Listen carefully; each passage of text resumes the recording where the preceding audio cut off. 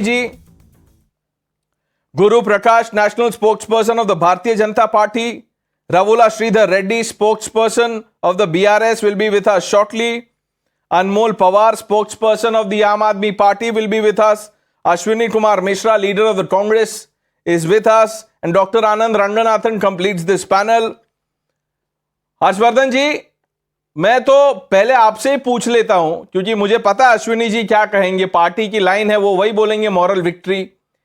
ये किस तरफ से देखने से ये मॉरल विक्ट्री नजर आ रही है? लेफ्ट से, राइट से, ऊपर से, नीचे से, कहीं कोई और दूसरा कोई टेंजेंशियल अगर इसमें रेफरेंस हो? प्रणय जी, सबसे पहले तो देश को एक तमिल उपराष्ट्रपति की ढेर सारी शुभकामनाएं. और कनिमोझी ने कहा था कि ये हिंदुत्व वाला तमिलियन है, हमारा वाला तमिलियन नहीं है. लेकिन तमिल आइडेंटिटी आज दूसरे तरह से भी थोड़ा सा लोग देखेंगे उसको.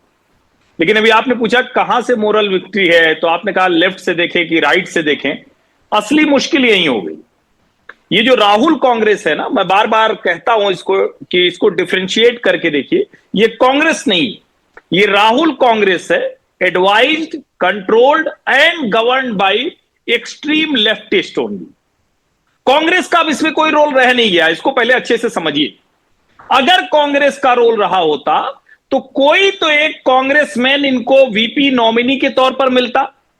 इनको खोजना पड़ा, और खोजकर भी कहां पहुंचे, जिसके ऊपर ये आसानी से, क्योंकि उन्होंने खुद ही कहा कि मैं तो संघ विरोधी हूं. ये लड़ाई जब आप आइडियोलॉजिकल बैटल की तरह ले गए तो ढेर सारे ऐसे कांग्रेसमैन रहे होंगे, और मैं नहीं जानता हूं, क्योंकि ये सीक्रेट बैलेट होता है तो किसी को पता नहीं है. लेकिन कितनी खूबसूरत तस्वीर थी ना शशि थरूर और प्रियंका चतुर्वेदी वाली. कितनी सुंदर तस्वीर थी. अश्विनी जी को भी अच्छी लगी होगी. तो चुनाव का पूरा आप समझे तो उस तस्वीर में छिपा हुआ रहस्य ये 452 वोट्स, 300 वोट सुदर्शन रेड्डी जी को, यानी जो विपक्षी खेमे के वोट थे वो भी उनको पूरे नहीं मिले. और जब आप आइडियोलॉजिकल बैटल कहकर, हिंदुत्व तमिलियन कहकर इस तरह से परिभाषित करने की कोशिश कर रहे हैं, तो फिर आप मोरल विक्ट्री के अलावा और कुछ कर नहीं सकते. और मैं तो मतलब उस तरह से मैं नहीं कर पाता हूं जो आनंद कर लेते हैं या दूसरे लोग कर लेते हैं. जो कोई अच्छा बुक राइटर हो ना, तो मोरल विक्ट्री पर कोई बढ़िया सी एक बुक आनी चाहिए. और आनंद सर को मैं कहूंगा कि प्रोफेसर साहब, एक किताब मोरल विक्ट्री पर आनी चाहिए. क्योंकि अब तो इतने इंस्टेंसेज हो गए, इतने एग्जाम्पल्स हो गए कि मोरल विक्ट्री भी अपने आप में सोचा कभी मेरे लिए ऐसे चर्चा होगी, इस टर्म को ऐसे भी कोई एक नेता आएगा जो, अच्छा नहीं मलेशिया से घूम के आए हैं, लेकिन ठीक है, अच्छा है, नॉन सीरियस, नो लीडरशिप. और राहुल गांधी एक बार फिर से साबित हुआ कि उनकी मम्मी जबरदस्ती उनको नेता बनाना चाहती है, नेता वो नहीं.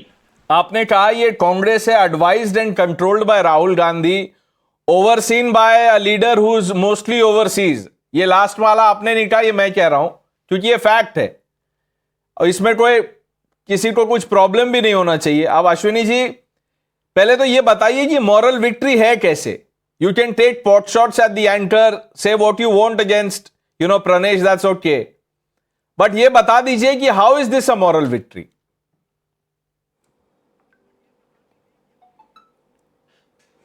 So Pranesh, I think you have a presumption that I will take a pot shot at you. First of all, I want to congratulate our elected Vice President of India. I expect him to work as per the Constitution. It was an ideological war. We are fighting because we are working towards saving the Constitution. Vice President is the second highest position in the Constitution, and we expected someone from an ideology to be sitting at that chair, who should not be coming from the RSS, because RSS was the one, they always opposed the Constitution, they burned the effigies of Ambedkar, they burnt the Constitution. However, he has been elected, so I want to congratulate him.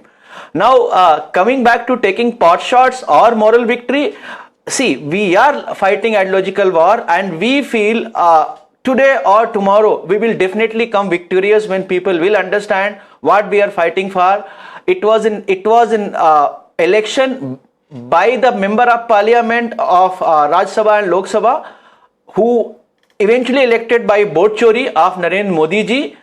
In future we will not let that happen, and we will be victorious. नहीं, क्या बोल क्या रहे हैं आप? इसमें भी vote चोरी ले आए. आपका आपने आपके एक दो नेता हैं, मैं उनका क्या नाम लूं, वो कह रहे हैं कि this was a proof of opposition unity.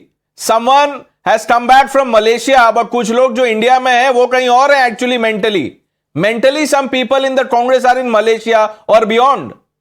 How can you even claim that there was opposition unity?